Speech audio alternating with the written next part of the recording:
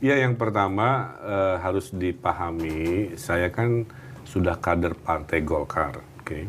Sehingga bagi kader partai, negosiasi-negosiasinya itu dilakukan oleh pimpinan partai. Kalau kita independen, tidak berpartai, negosiasinya dilakukan oleh pribadinya lah. Nah, jadi saya melakukan pandangan-pandangan, tapi keputusan tetap di Partai Golkar.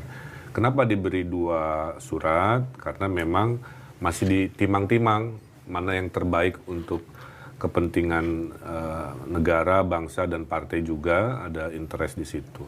Maka surat itu menugaskan saya, Mbak, untuk melakukan kegiatan di Jawa Barat dan kegiatan di Jakarta. Hasilnya memang di Jawa Barat zona nyaman. Kepuasan publik di angka 90-an, survei juga tinggi.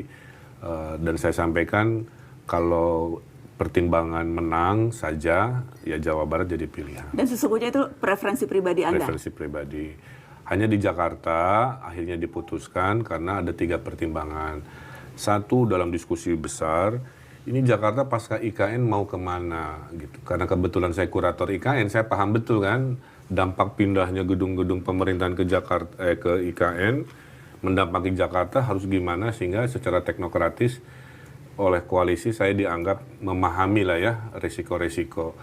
Maka kita ada slogan Jakarta Baru tuh maksudnya menjawab itu. Alasan kedua, karena saya kan di KIM memang, Golkarnya ada di situ, sehingga komunikasi antar partainya harus disepakati sama-sama.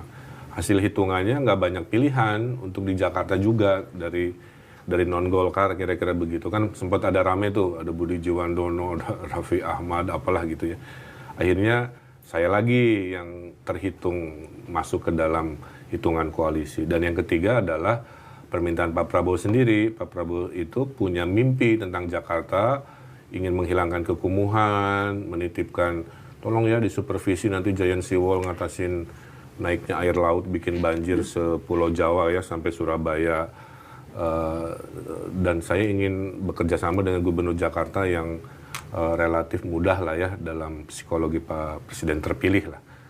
Itu Mbak, jadi 3 alasan teknokratis, politis, psikologis Pak Prabowo yang akhirnya diputuskan saya dianggap paling pas mewakili KIM di Pilkada Jakarta.